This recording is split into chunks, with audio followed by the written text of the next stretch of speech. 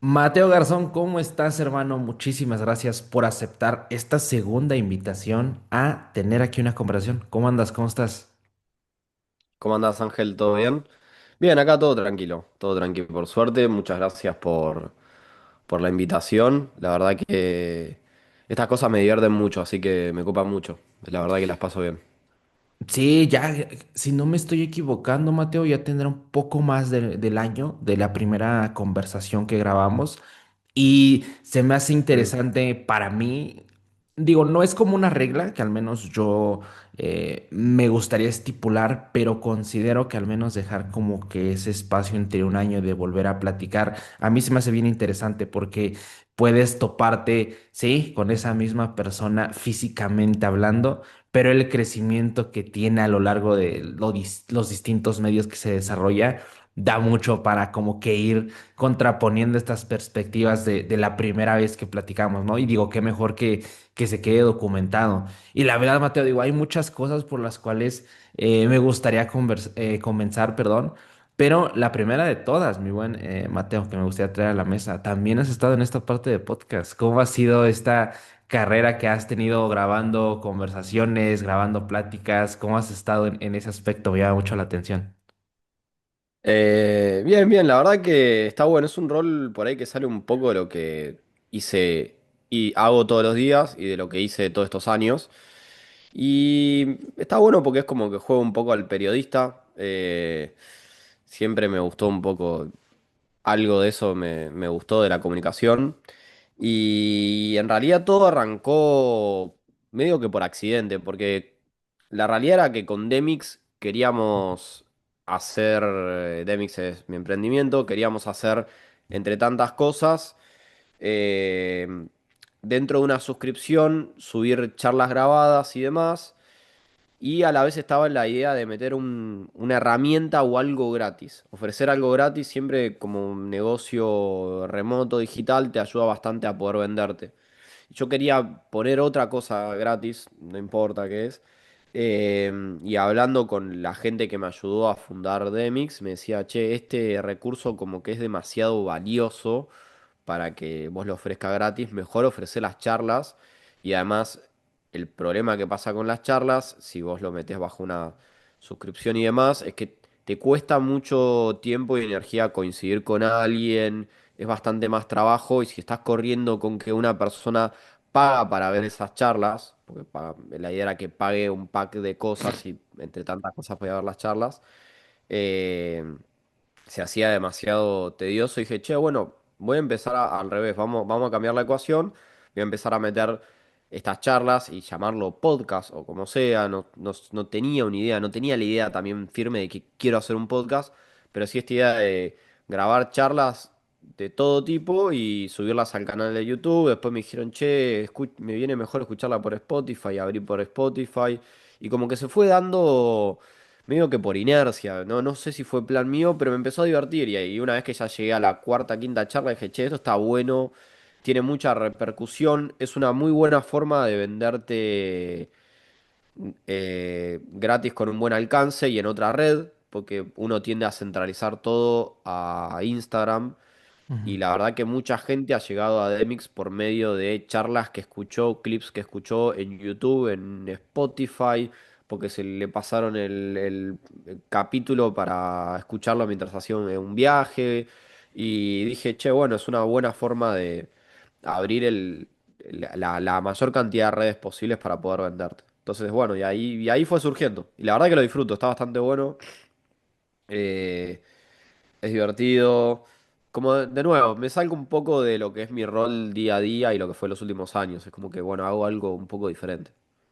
Sí, y creo que ahí, fíjate, Mateo, coincido con la parte de la logística, que sí, puede llegar a ser una completa locura, y creo que también va a estar influenciado mucho por el tema o aquellos, por así decir, nichos a los cuales tú quieras llegar, porque evidentemente, pues tienes que encontrarte justamente con personas que estén bastante involucradas en esta área que tú quieres desarrollar, y al menos creo que igual esta parte del podcast, perdón, podcast, es una herramienta muy buena y sobre todo en emprendimientos como el tuyo, hermano, porque al final el hecho de estar en esta parte de formación, en esta parte de comunicación, en esta parte de educación, pues por lo regular es un tipo de contenido, los podcasts, que aquellas personas interesadas en esos ámbitos van a querer escuchar, ¿no? O van a querer, les va a llamar la atención por ahí.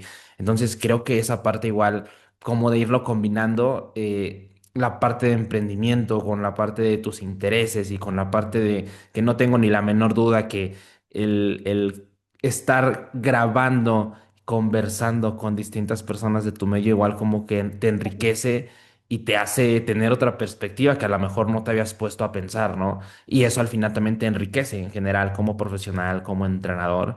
Y hermano, digo, la verdad, cosas igual importantes ahí a platicar, pero sí me gustaría regresar un poquito atrás. Cuando conversamos por primera vez, no sé si ya estaba en tus planes, ya lo tenías como ahí en mente tras bambalinas, pero todavía no estaba público la parte de Mix Academy, ¿no? Que es tu emprendimiento que ahorita comentaste. Hermano, ¿cómo nace? ¿De dónde nace? ¿Dónde nace la inspiración? Igual el proceso que no me atrevería a decir que es una completa locura del poder poner un emprendimiento a ese nivel. ¿Cómo lo llevaste? ¿Cómo fue todo ese proceso, hermano, para Demix? Mira, el proyecto original arranca eh, en la pandemia, 2020. Es una historia larga, pero voy a tratar de acotarla lo máximo posible, porque si no se va mucho el tiempo. Dale, dale, Arranca en hermano. 2020, yo me termino mi carrera de grado, me voy de viaje, o sea, fin de 2019, principio de 2020, pandemia, me quedo varado en México, en Baja California Sur, en San José del Cabo. Me quedé varado ahí como 6 7 meses y dije, che, tengo que hacer algo para cuando vuelva. Empezó ahí a surgir mucho la idea de, eh, en realidad surgir no, empezó a potenciarse la idea de entrenar gente online, remoto y demás, porque antes como la gente no se prestaba a eso, dije, che, bueno, tengo que hacer una página web porque es como una buena carta de presentación. Y también con la pandemia surgió de que empezaron a aparecer un montón de herramientas que facilitaban a la gente que no sabía, que no era programadora, hacerse una página web. WordPress empezó a migrar más, Wix también y demás. Dije, bueno, me armó la página, qué sé yo. Dije, che, además de esto estaría bueno como para completar, armar como una parte de que sea blog, como era Complementary Training, va, como es hoy en día también, como era Science for Sport y otras más. Digo, bueno, que divulgue un poco, porque a mí soy muy nerd en ese sentido, me gusta mucho lo que es la ciencia y la divulgación y la información y demás. Y armar un sitio, armar una parte así que se dedique a eso, en sus diferentes formas, sean notas escritas, videos, herramientas, bla, demás. Bueno, eso lo mantuve, después yo volví, y eso tomó cierta inercia, lo tenía bajo otro nombre, que era MGD Entrenamiento.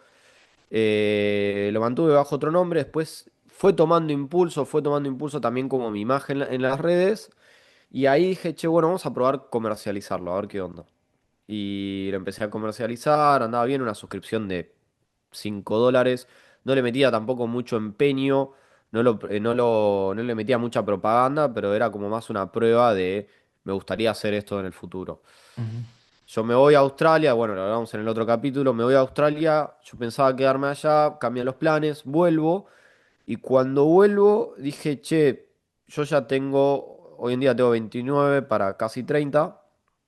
Y dije, ya siento que tengo bastante recorrido, tengo educación formal, que siento que me siento como que ya cumplí bastante. ujú, eh, y para que yo haya llegado a eso es importante porque soy muy autoexigente, muy. Y dije, bueno, me estoy conforme con esto, es momento de capitalizar el conocimiento, porque me di cuenta, va a sonar medio soberbio, pero me di cuenta que sabía por lo menos lo que yo veo acá y el círculo que veo acá en Argentina, que sabía un poco más de la media y tenía mucha gente que quería aprender de mí. Dije, che, bueno, entonces esto le podría dar una vuelta de tuerca y armar algo remoto fuerte, porque yo a la vez también no quería someterme a trabajar en un gimnasio 12 horas por día durante el resto de mi vida. A mí yo ya como que había superado esa etapa que estaba migrando un poco más al laburo remoto. Eh, y dije, bueno. metámosle y dije, si lo armo bien y lo armo a todo culo, a todo detalle, bien armado, eh, contrato gente, todo.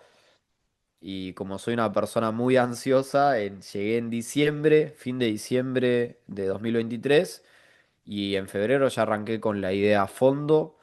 En marzo ya tenía dos personas contratadas y ahí arrancó el proceso de, bueno, ¿qué va a ser la marca? ¿Por qué el nombre? Eso lo hice con una persona de publicidad que me hizo como toda la parte de identidad de la marca. Y nos fuimos metiendo, y por qué la idea del logo, por qué estos colores, por qué estas tipografías. Ahí en el medio también aprendí un montón de cosas muy copadas, de comunicación, de darle cierto sentido. Y ahí arranqué también con un desarrollador web y tuve que aprender un montón de cosas de programación para poder hablar el mismo idioma. Y ahí fue tomando como el impulso final y el impulso más fuerte de yo la página que ya tenía antes, transformarla y hacer algo nuevo, grosso. Le puse Demix porque la verdad que no me gustaba la idea de que tenga mi nombre. Yo prefería ser la cabeza de una marca más que una marca que tenga mi nombre. No sé, no me deja cómodo, me incomoda un poco. Ok. Eh, y bueno, y así lo que fue en 2024, le dediqué al armado de la página. Y no sé si alguna vez estuviste involucrado en algo así, armado un desarrollo web o no. ¿Te tocó la No, hermano. experiencia o...? No he Bueno, tenido la experiencia.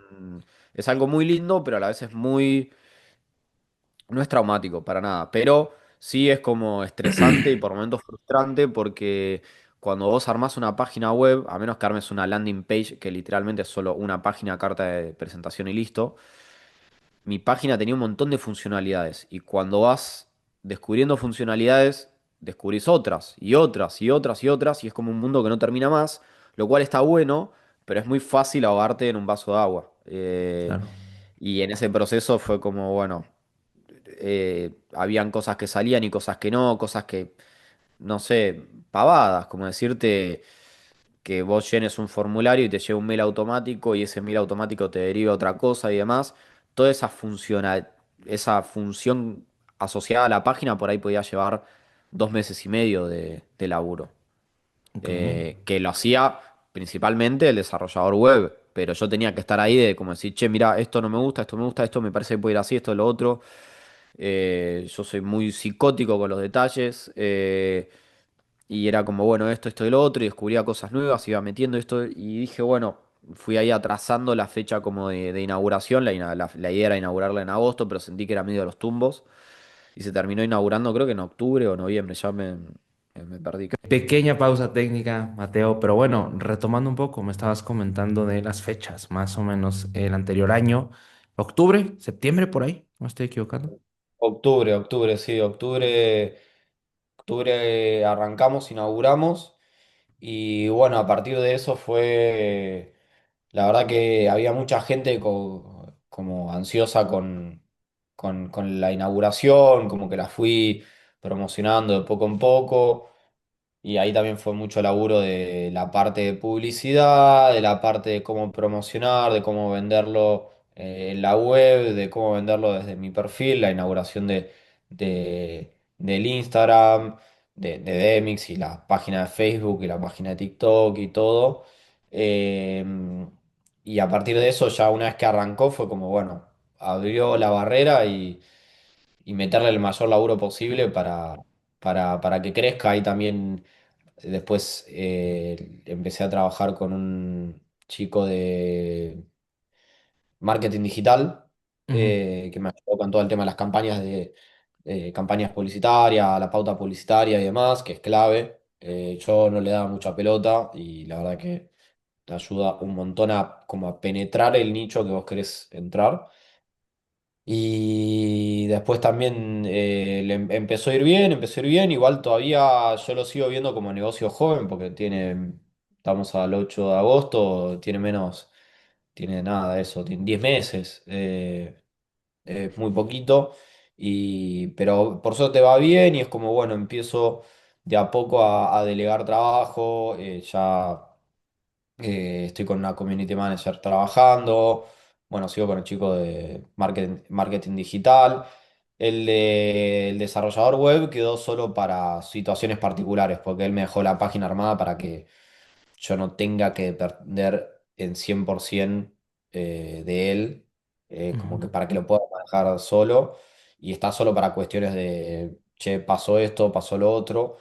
La idea por ahí es el primer semestre del año que viene hacer algunos cambios y también como agrandar la planta, por así decir, de llamar gente, no tanto para los cursos, pero por ejemplo para la parte de entrenamiento, que vos entres y selecciones tu entrenador. El proceso de crecimiento de cualquier negocio, digamos, de ir buscando subir un escalón. El tema mío ahí, es más que todo, es que yo por ahí busco subir los escalones demasiado rápido. Como que soy muy, me gana la ambición y la ansiedad de como, bueno, ya está, esto está bueno, en vez de quedarme festejando que está bueno, es como, bueno, vamos al siguiente paso. ¿Qué podemos hacer para que sea mejor y mejor y mejor y mejor? Pero bueno, por momentos me olvido que es un negocio joven. Pero no.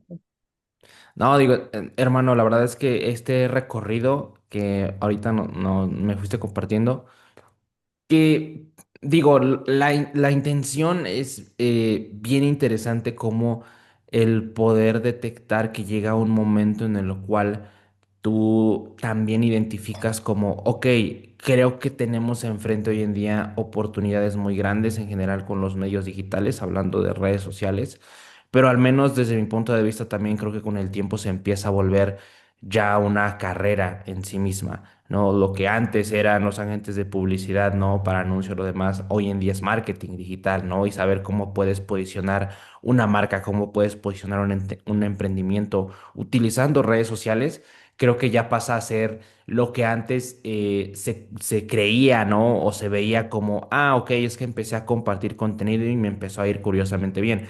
Que ojo, por supuesto, al final eso llega a suceder, pero ¿cuántos casos son los que llegan a dar como que, o a jalar las palancas correctas, ¿no? Creo que verlo justamente con ese tema de seriedad de, ok, yo ya sé que tengo una base, ahora cómo compartirla y darle también esa rigurosidad a la creación de emprendimientos, a la creación de poder posicionar marcas y todo este tipo de cosas. Creo que es algo que también se puede llegar a perder de repente, como que se olvida esta parte que, oye, hay gente detrás que hace un excelente trabajo en esta área, ¿no? Y creo que recurrir a ellos y justamente meter, por así decirlo, toda la carne al asador es de lo más importante, ¿no? Porque al menos, no sé, me llama la atención, hermano, si tú también lo veas de esta manera, pero qué tan influenciado está esta parte, digamos, sí formación en cuanto a ciencias del ejercicio, pero también esta otra parte de emprendimiento, esta parte de desarrollo profesional, ¿consideras que en tu caso está influenciada también por la experiencia que tuviste en otras partes del mundo, ¿no? O sea, ¿qué tanto para ti fue el tal vez conocer un panorama distinto al de que pues en primera mano contigo pues conoces en Argentina con ciencias del ejercicio, pero me atrevería a decir también en Latinoamérica, porque creo que no es muy diferente el panorama que se vive allá al que se vive aquí en México, ¿no? Y en el resto de países de Latinoamérica.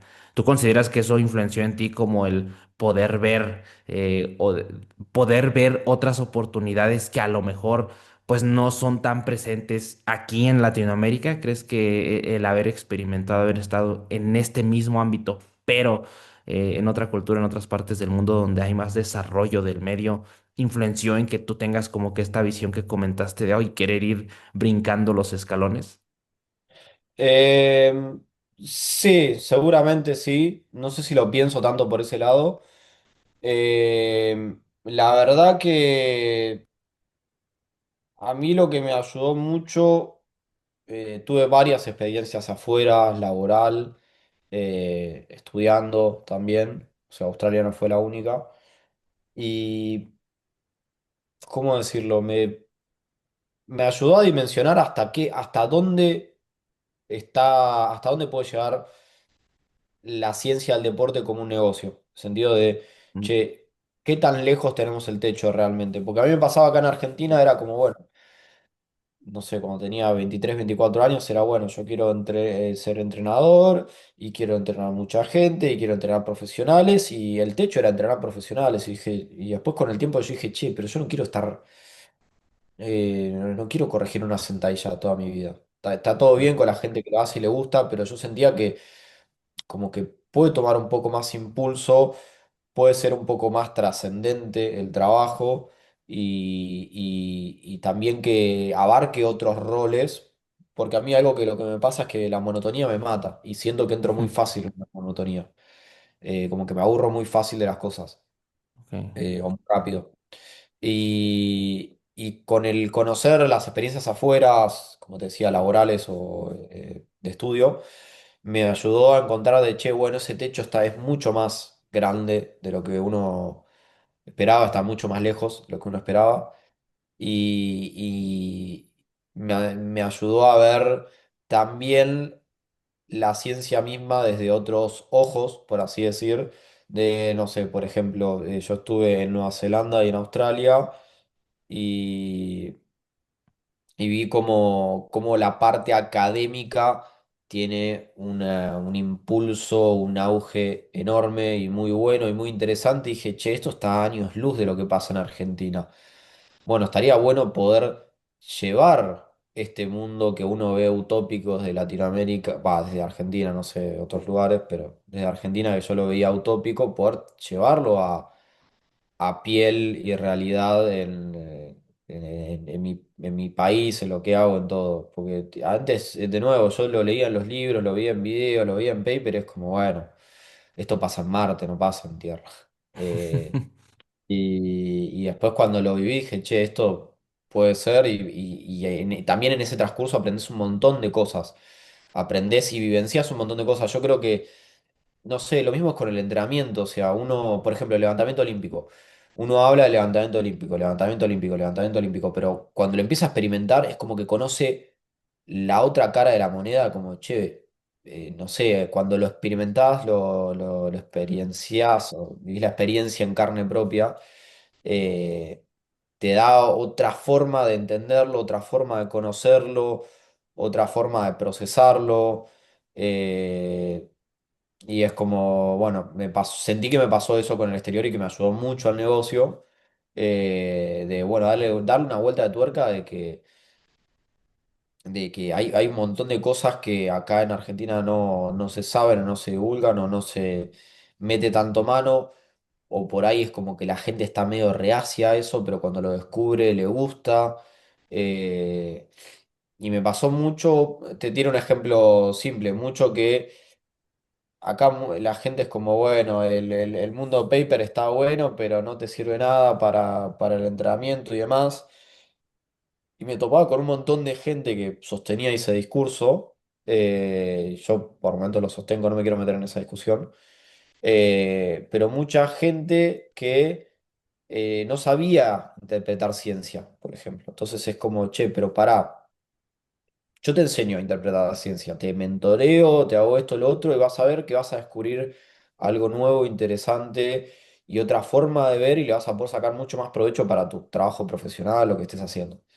Y la gente lo descubría y se copaba y es como, bueno, ahí tengo una forma de penetrar con algo nuevo, tengo una forma de traer algún producto nuevo, por así decirlo. Entonces, por eso la idea de capitalizar. Y bueno, obviamente todas las experiencias afuera, como también acá en Argentina, me ayudaron mucho a crecer en eso, ¿no?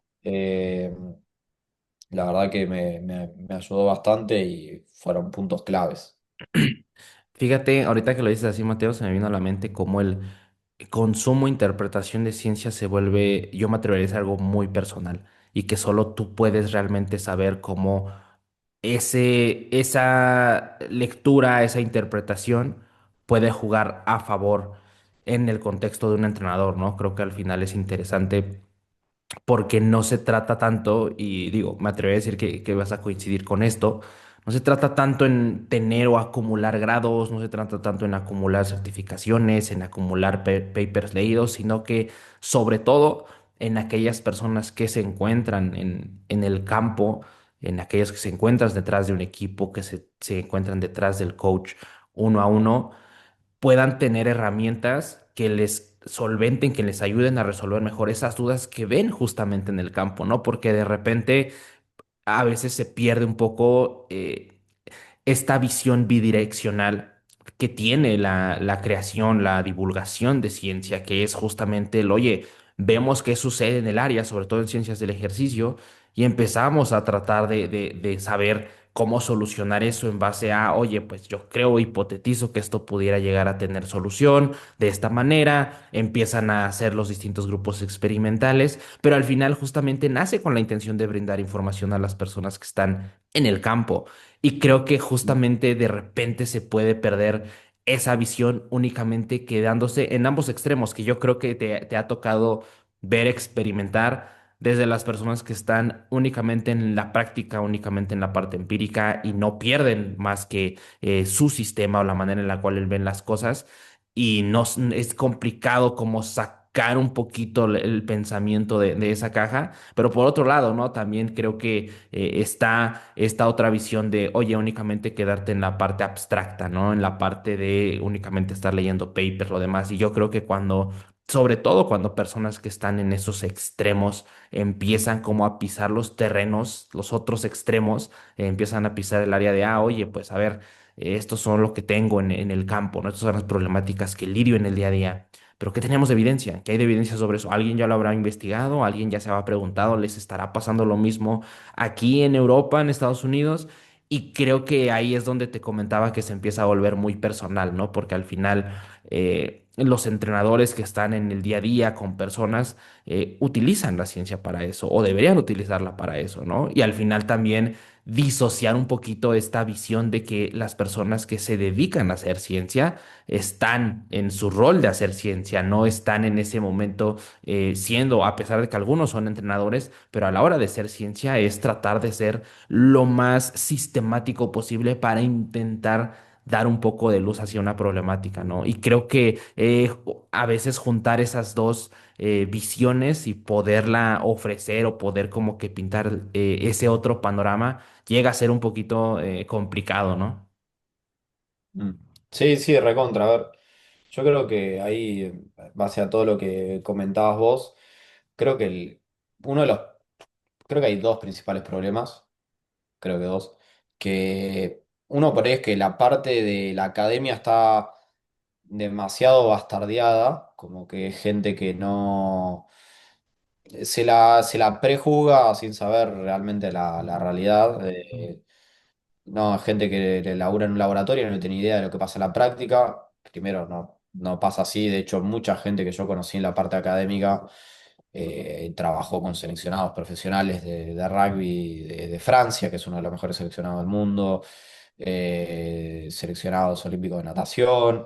Hay mucha gente que se está, por ejemplo, doctorando y trabaja en equipos profesionales o en selecciones profesionales. Y para el que no sepa, el doctorado es como el estudio lo más cercano, lo que es puramente académico por excelencia.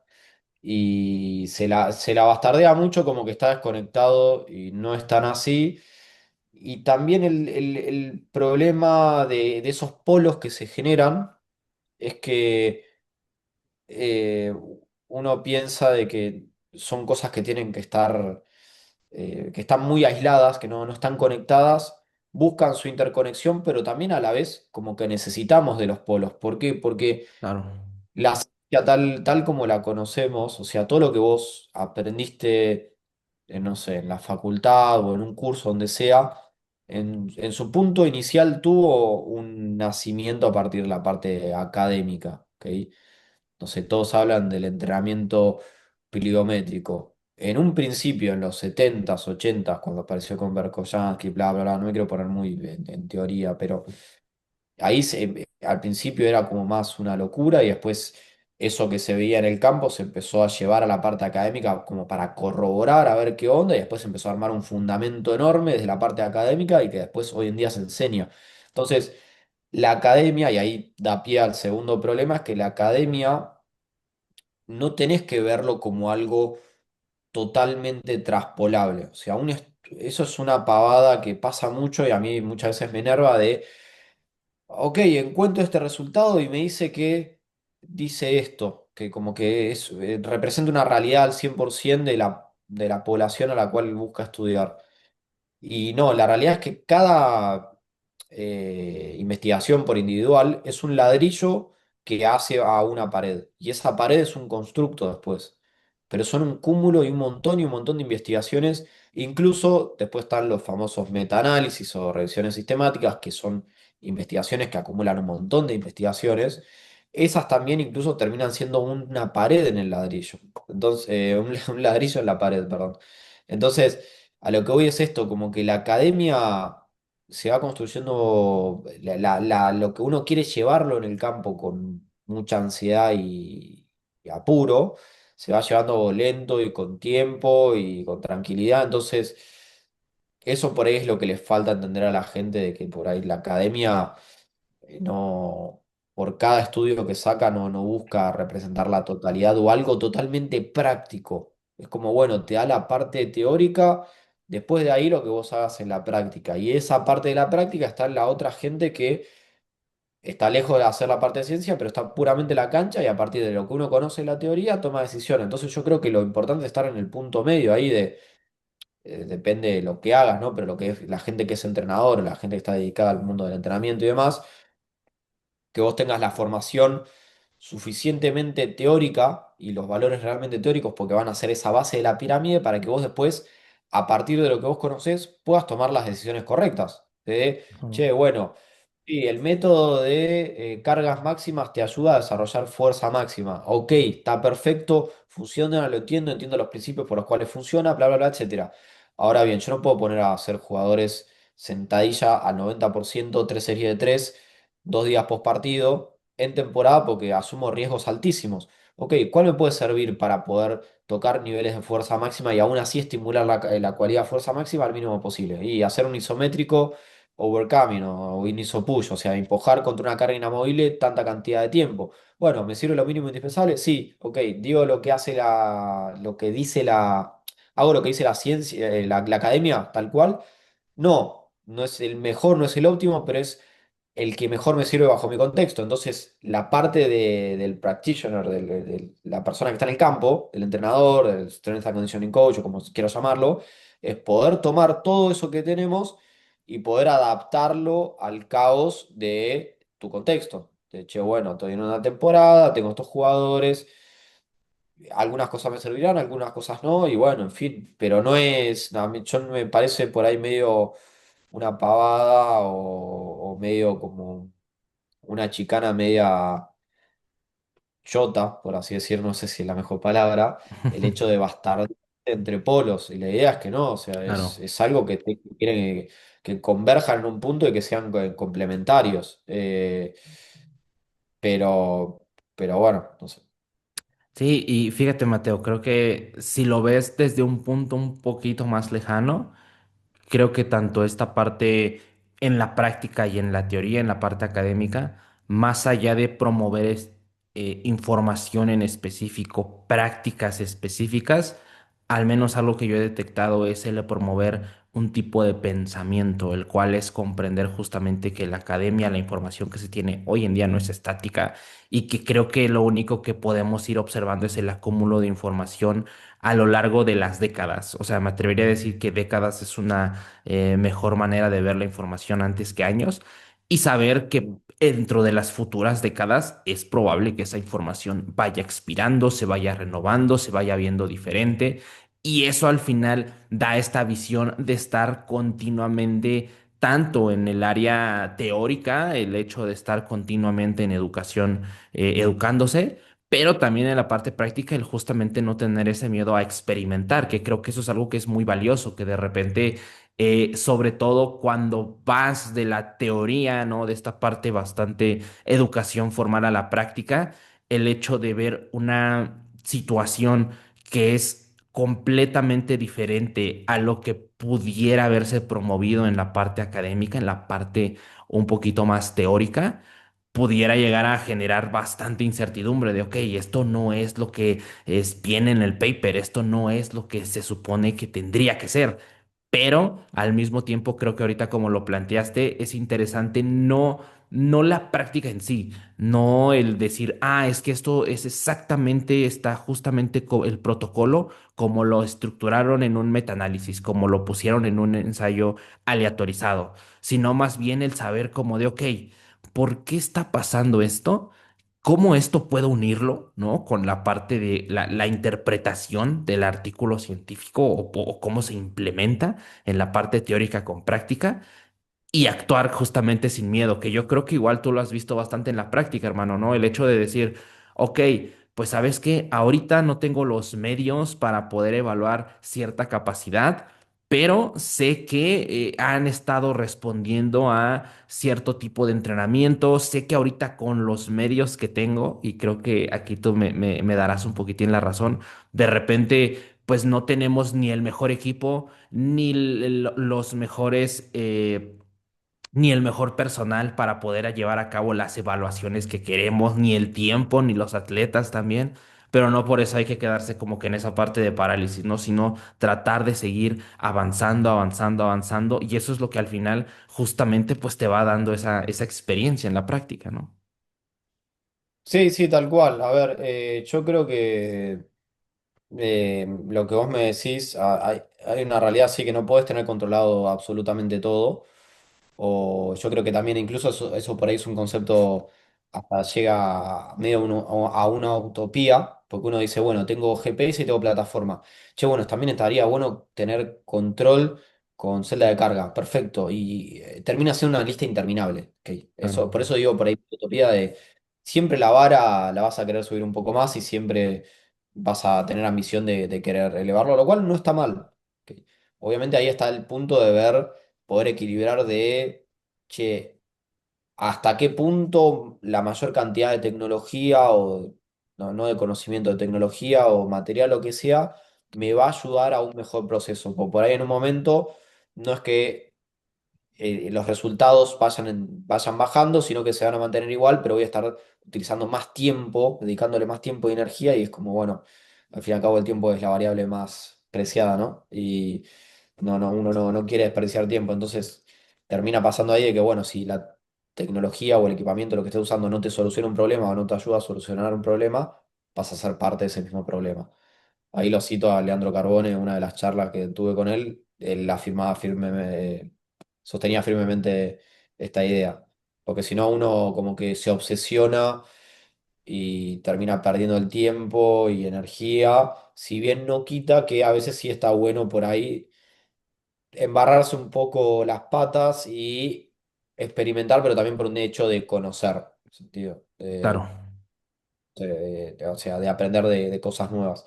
Eh, pero bueno, y algo de lo que te quería mencionar es que sí pasa mucho de que, bueno, hay cosas que no vamos a poder tener el control. Por eso ahí lo cito a Mladen Jovanovic, tiene un libro muy, muy bueno, se llama Strength Training Manual, no sé si lo leíste, está muy bueno.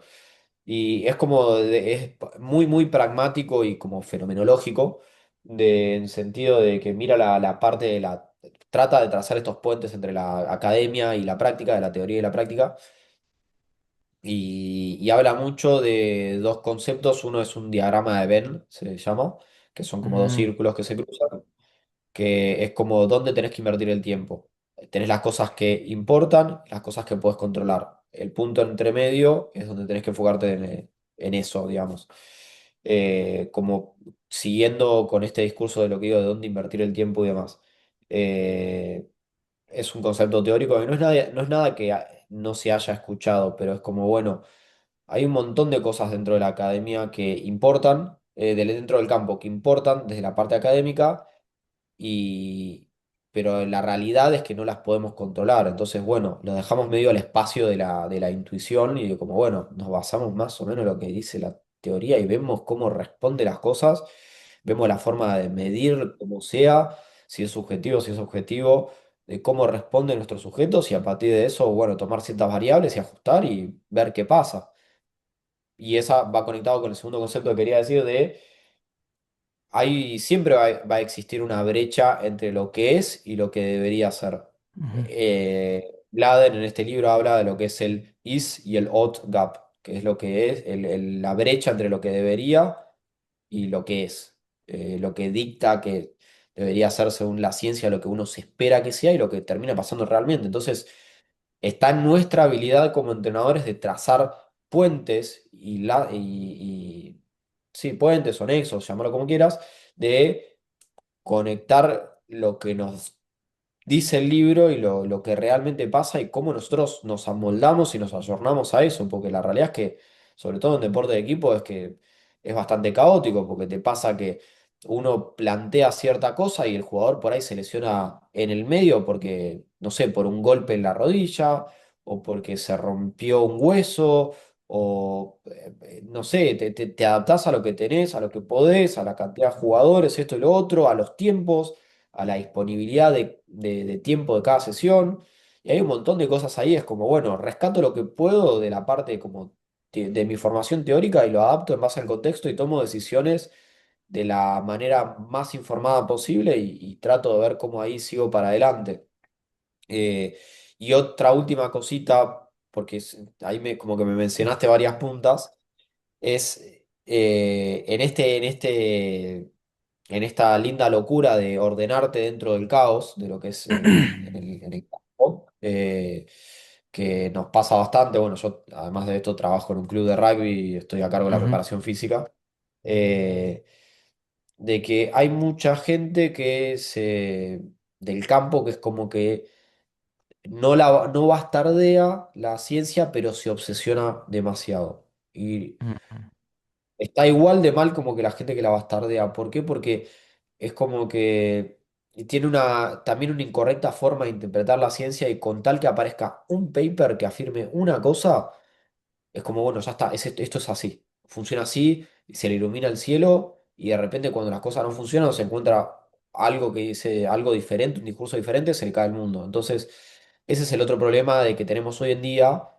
Yo creo que igual es que es un lindo problema de que tenemos una sobreoferta académica, o sea, una oferta académica enorme. Tenés un montón de gente estudiando X fenómeno y escarbando sobre ese fenómeno y dando y dando y dando, eh, que bueno, por ahí a veces es medio abrumador. eh, y ahí está el tema de que, bueno, tenemos que seguir, no tenemos que salirnos de eje de que, de nuevo, es un ladrillo sobre una pared. Nunca va un ladrillo solo representar un muro entero.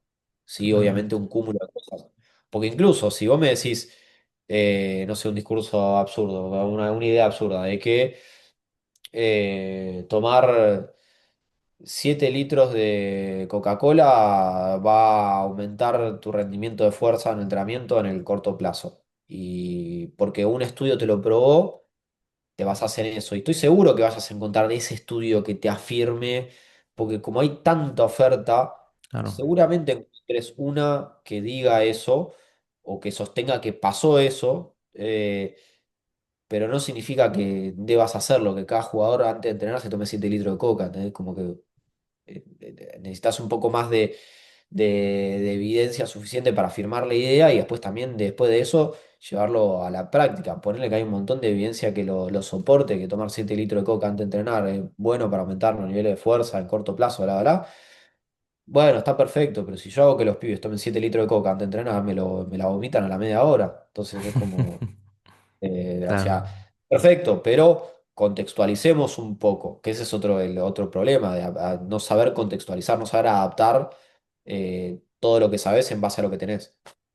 Sí, ahorita me hiciste recordar este famoso fenómeno del cherry picking, ¿no? De siempre puedes encontrar aquella evidencia que respalde tus argumentos y la vas a encontrar debido a la gran oferta que ahorita comentas sobre justamente que creo que es interesante porque sí, creo que es el momento en el cual tenemos acceso a información de locura, o sea, de repente podemos ver, encontrar a ya ni siquiera divulgadores, a los propios autores de grandes piezas de literatura, incluso con sus podcasts, incluso divulgando, incluso dándoles, oigan, cuáles fueron las limitaciones del estudio que acabamos de realizar, del metaanálisis, del posicionamiento que acabamos de hacer.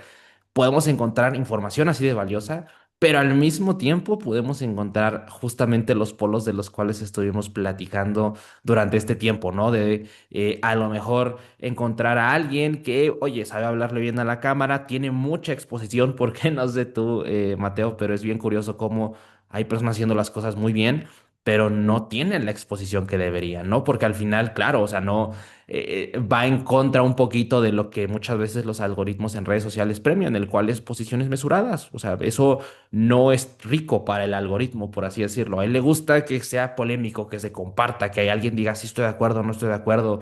Y eso al final es interesante porque hasta cierto punto me atrevería a decir que describe esto que te comentaba sobre el pensamiento, sobre la manera en la cual creemos que sabemos las cosas, ¿no? Y que definitivamente es complicado irlo navegando. A mí otra cosa que digo, ahorita quería compartir justamente de los extremos que comentabas y del diagrama de Venn, que se me hizo una locura, digo, es gran recomendación. No, no he tenido el gusto de leer el libro, lo voy a anotar aquí en mi lista para tenerlo por Está muy ahí. bueno. Es más, Eh, hay una traducción, o sea, el original es en inglés, ujú. pero hay una traducción en español que hizo Leandro Carbone, Ah, que creo que órale. ya está en venta o la puedes comprar por Amazon, así que para el que Ah, ok. no se le dificulte puede comprarlo por ahí. Ah, ok, perfecto. Y digo, regresando a esto que te comentaba de los extremos, es creo que ahora para sumarle un poco de complejidad, pues está el hecho de redes sociales, ¿no? Y que de repente aquel extremo que está en esta parte inmiscuida o cerrada, digámoslo así, únicamente en la teoría, en la parte, oye, ¿qué dijo cierto artículo? ¿Cuál es lo último que ha salido sobre cierto problema que queremos resolver? Y que, pues bueno, de repente el poder que tiene de, puedes irte a entrenar, sacar tu celular y subir cómo estás entrenando a a uno de tus atletas, ¿no? A una persona y tienes ojos de repente que están mirando y de repente no falta una que otra persona que dice, ah, oye, pero esto no es lo último que dijo o que salió en cierto artículo, ¿no? Y no se supone que es un entrenador basado en evidencia y creo que justamente ahí el diferenciar qué significa ser un entrenador basado en evidencia, un profesional basado en evidencia, que yo me atrevería a decir que va más alineado con la ética profesional, o sea, va más alineado en cómo tú te manejas como profesional, más allá de únicamente reducirlo a una persona que está continuamente aplicando todo lo que sale, ¿no? Porque al final, como tú lo comentas bien, Mateo, se vuelve una marea complicada de navegar. Y muchas veces es muy diferente, seguramente te ha tocado esas experiencias, es muy diferente lo que alguien puede compartir o promover en redes sociales a lo que realmente sucede en la realidad, ¿no? En esta parte de entrenadores, de, oye, aquella persona que realmente está entrenando equipos, está entrenando uno a uno, lo que puede de repente pensarse que en redes sociales puede sonar muy bonito, pero ya viéndolo, yo creo que si pudiéramos ver la práctica del uno a uno, pues ahí es donde se van a notar esas enormes diferencias entre la teoría y pues lo que sucede en el campo, ¿no? Sí, a ver, yo creo que el tema de redes sociales, igual, ojo, lo banco, banco bastante a la persona que tiene, perdón la palabra, como las pelotas para exponerse. Yo creo que es algo bastante valorable. Incluso como desde la parte personal, a mí las redes me cuestan un montón. Esto es algo por ahí, nunca lo dije. De hecho, no me gustan para nada, soy una persona muy introvertida y me cuesta mucho y me da como mucha vergüenza, pero es como, bueno, es parte del contrato laboral en lo que me estoy metiendo. Y bueno, es como, bueno, o sea, el precio que tengo que pagar, por así decir, me divierte, sí me da vergüenza, pero es como, bueno, me meto y me adapto y yo creo que es algo valorable el hecho de mostrarse, exponerse, porque a la vez también exponerse en redes sociales, si bien eh, es todo un tema, requiere como de un contrato social de que, bueno, vos a lo que te exponés y lo que afirmás, tenés que tener las pelotas también como para sostenerlo, porque hay gente que se Ujú, da vuelta media, se guarda como un anteojo. O sea, entonces, en ese sentido de la gente, sea influencer o no, no importa, estemos de acuerdo o no, creo que es valorable. Ahora bien, la fuerza de su discurso, la fuerza de su argumento, se va como a ir probando con el tiempo a ver si la persona tiene realmente como la convicción de sostener ese discurso o no, y qué habilidades tiene para sostenerla, porque yo creo que con el tiempo esa persona se va desmantelando.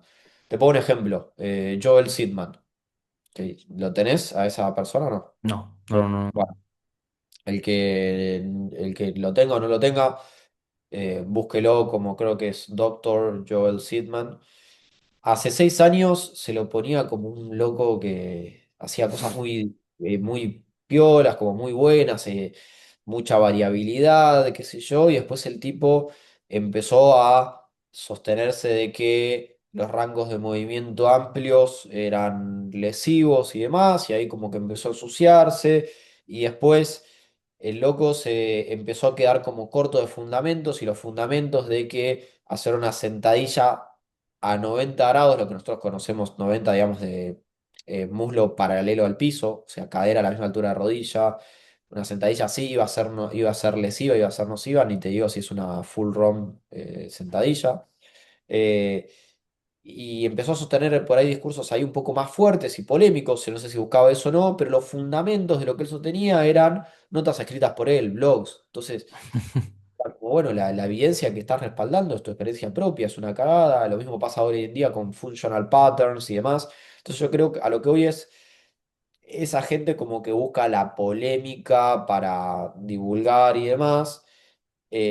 Muchas veces pasa de que no tienen esa herramienta como para respaldarse. ¿Ok? Es Ujú, como, no sé, ir a una pelea, tirar una piña y no tener ninguna mínima preparación de cómo boxear. En la que te metan una claro. trompada, te tumban. O sea, entonces eso es lo que voy de como el tiempo los va poniendo más en evidencia de, bueno, está bien, este tipo se hizo conocido, esto y lo otro. Le habrá llegado a gente que por ahí le gustó su método, y está bien, está perfecto, cada uno vende lo que quiera, hace lo que quiera. Pero yo creo que después esas cosas como que solas lo van dejando en evidencia. Otro fenómeno importante es la metodología CrossFit, el modelo CrossFit. No es para bastardear el CrossFit, yo creo que la idea del CrossFit está buena, creo que está en el 99% de los casos, está mal ejecutada, pues está mal planificada y demás, pero en su momento era como el CrossFit es Dios, es Dios, es Dios, y yo creo que ese sistema de que se meten 50 personas a hacer una clase y hacen todos 3.000 sentadillas, 3.000 wall ball, 3.000, no sé, dominadas, y no terminó sosteniéndose con el tiempo y se terminó desmantelando de que, che, esto, si no está bien hecho, tiene un potencial daño enorme. Entonces, de nuevo, la exposición para mí está buena, incluso ayuda, pero yo creo que con el tiempo eh, la gente misma termina premiando lo adecuado. ¿Ok? Ujú, Es como que, bueno, por ahí uno levanta al principio y le va bien, pero después solo se va acomodando. Y la gente que por ahí me ha pasado de ver gente que divulgaba y yo decía, pero este es un choto, ¿qué hace? No sé qué, y termina bien y con el tiempo fue bien y es como, che, pará, bueno, por ahí realmente no sé si es un crack, pero algo tiene por dar y la gente por algo lo está premiando, o sea, por algo lo está contratando, por algo lo busca. Y después de X persona me ponía a ver el trabajo y, che, bueno, esto. Está bien, no es una perla, no es lo que realmente se vende como glorioso en las ujú, redes, pero funciona y a la gente al público al cual busca, le funciona y va bien. Y es como, bueno, no tiene nada de malo. Yo creo que también dentro de, visto más de la sociología, creo que está bueno, incluso como promotores de la salud, porque al fin y al ujú, cabo también somos en calidad de vida. Está bueno que haya más entrenadores que menos y que le claro. lleguen más gente. ¿Entendés? Por ejemplo, mi papá hace 15 años lo único que hacía era elongar y correr 2 kilómetros. Hoy en día, eh, por cómo le fue llegando todo y le fue apareciendo la información y redes y demás, lo tengo entrenando 4 veces en un gimnasio, que eso no lo hacía no sé, desde los 25 años. Él. Entonces, yo creo que en la larga también tiene su efecto positivo de como que le llega a más gente, ayuda a que la gente tenga hábitos más saludables y ayuda así en la general a impulsa algo bueno, digamos. Sí, y fíjate, Mateo, eso que ahorita comentas. Al menos yo lo identifico como el hoy en día redes sociales es muy diferente a lo que era hace 5 años, hace 6 años, ¿no? Cada vez creo que se vuelve un poco más complejo de navegar, de entrar, y más desde la parte de exposición, se hace únicamente por querer subir cosas, exponer tu vida a X eventos, pero viéndolo también desde la parte profesional, no sé cómo tú veas esto, pero creo que sí vale la pena el primero no entrar de lleno a redes sociales, sino ya entrar con un criterio previamente desarrollado, establecido, porque de repente si entras comenzando, ¿no? Poniendo tus primeros pininos en la licenciatura, en la facultad, de repente puede ser un poquito complicado el navegarlo, ¿no? Y repito, cada vez se vuelve más complejo porque se empieza a volver cada vez más específico a ti. Cada vez te muestra más lo que tú quieres ver. Y entonces ahí es como esta otra parte bastante crítica de entender que, oye, en redes sociales no es el mundo, aunque puedan verse millones de personas y millones de seguidores, no es el mundo, solo es una pequeña parte de, y así como hay personas, como lo comentaba hace un momento, haciendo una labor fenomenal en redes sociales, la verdad es que también hay muchas veces otra parte de desinformación y que si no se maneja de la manera adecuada puede hacerte caer justamente en tener estas experiencias desagradables como el estar tal vez creyendo algo o pensando que algo tiene sentido porque lo escuchaste de alguien, ¿no? Pero oye, de verdad te pusiste a preguntar, te preguntaste, perdón, ¿cuál es la evidencia que lo sostiene? ¿Por qué piensa de esa manera esa persona? El tipo de cosas que a lo mejor cuando ya eres una persona como tú, que estás más inmersa en la academia, que estás más inmersa en esta parte de divulgación, pues es algo que te preguntas en automático, ¿no? Es algo como te dices, oye, alguien hace una declaración, ajá, ¿cuál es la evidencia? Desde cómo plantea un argumento. Pero eso en la población que consume o en la gran número de población que consume redes sociales, me atrevería a decir que es complicado de encontrar, ¿no? Y entonces este mundo también de redes sociales se vuelve interesante de navegar. Y digo, no sé, por ejemplo, aquí, Mateo, ya igual para ir un poquito encaminando la charla y no irte quitando más de tu tiempo, hermano. ¿Cuál es tu No, visión sobre tranquilo, eso? ¿Cuál es tiempo tengo. este? Excelente, hermano. ¿Cuál es tu visión sobre eso? Sobre redes sociales, cómo has visto la evolución de las mismas, cómo desde tu punto de vista ha influenciado para ti, ya sea para bien, para mal. ¿Cuál es tu panorama sobre este uso de estas nuevas tecnologías, implementación de estas tecnologías?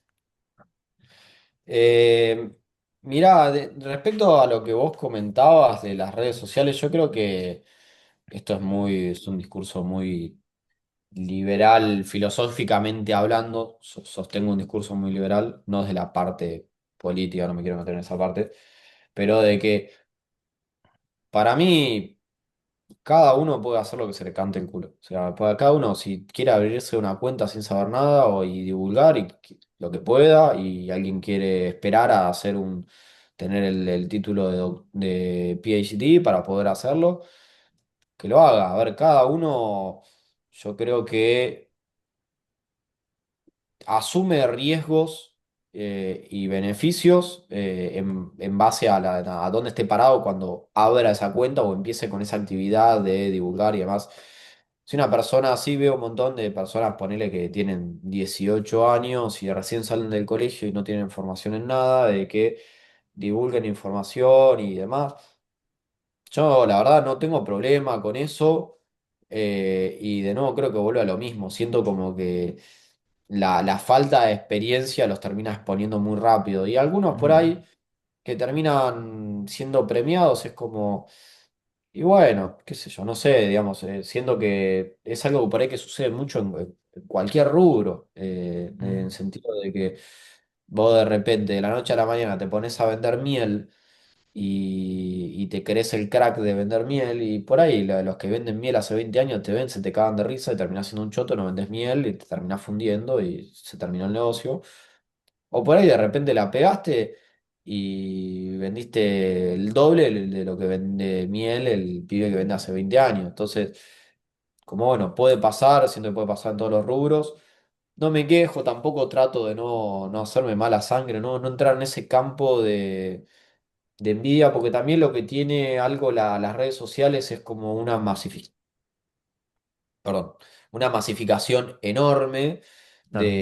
que recaba un montón de gente, un montón de información, y el hecho ya está, era algo que iba a pasar, porque las redes son así, sacá la profesión del medio, las redes hoy en día tienen un poder de llegada enorme, o sea, vos tenés una persona viendo Instagram, TikTok o lo que sea, de 5 años, a 75 años. Yo la veo a mi abuela viendo Reels, ¿entendés? Y hace eso, por años no pasaba.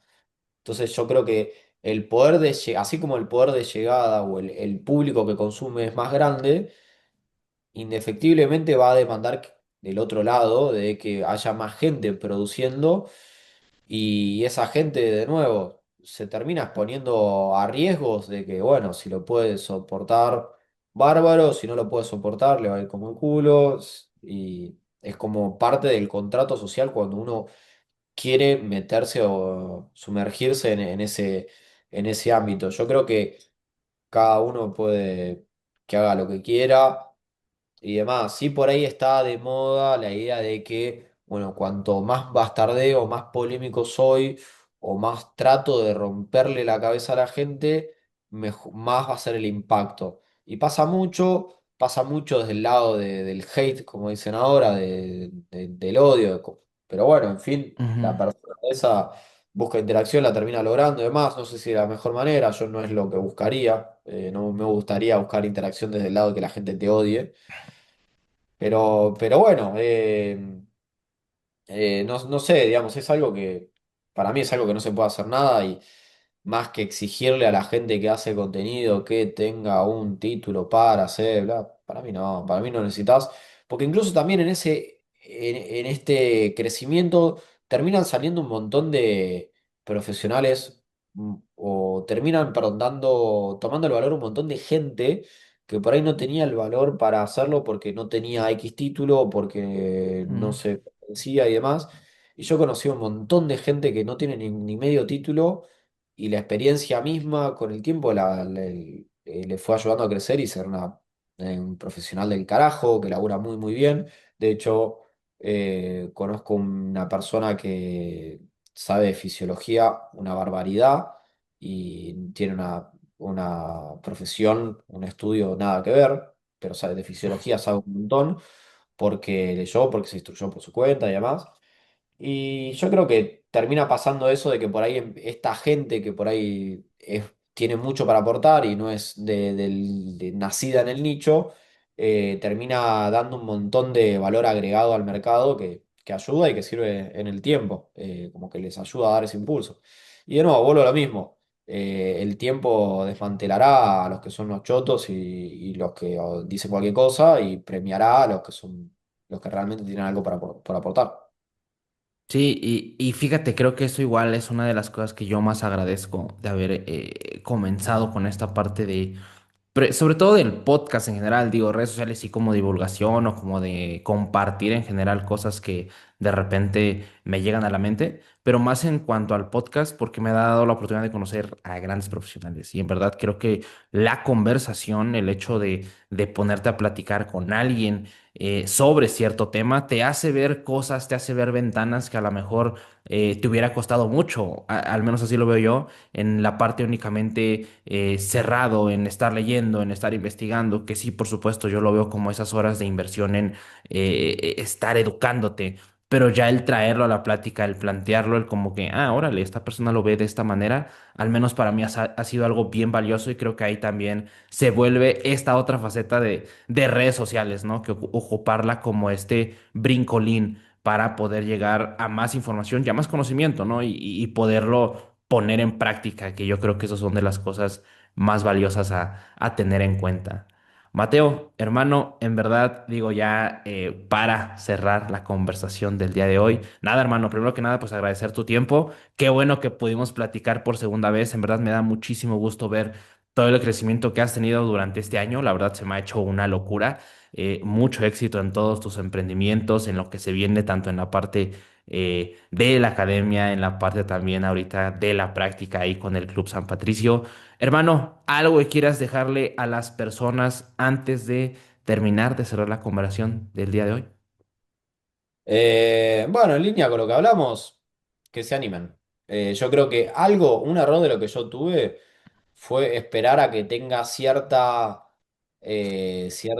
estándar propio, por así decir, de conocimiento como para poder dar el salto y buscar más, y sea de divulgar y vender y lo que sea. Y es algo por ahí de lo que me arrepiento, como que por inseguridad esperé mucho tiempo y por ahí podría haberlo mandado antes, entonces a lo que voy es que se animen. Nada, que prueben, que se animen, todo es prueba y error. Eh, no es tan terrible equivocarse y que manden sobre todo ahora que creo que las cosas están dadas un poco más fáciles, por así decir, términos de disponibilidad de lo que era cuando yo arranqué hace 10 12 años. Así que, pero bueno, nada, eso, un mensaje para la gente. Listísimo. Muchas gracias, en verdad, Mateo. Sin más, con esto cerramos la plática, la conversación de esta semana. Dejamos link en la descripción, tanto del video de YouTube como de Spotify, tanto al Instagram de Mateo, también como de Demix. Por ahí lo dejamos para que vayan, se escuchen los podcasts que están, la página web. Sin más, con esto cerramos la conversación. Nuevamente, muchas gracias, Mateo, y nos estamos viendo la siguiente semana. Muchas gracias. Muchas gracias, Ángel.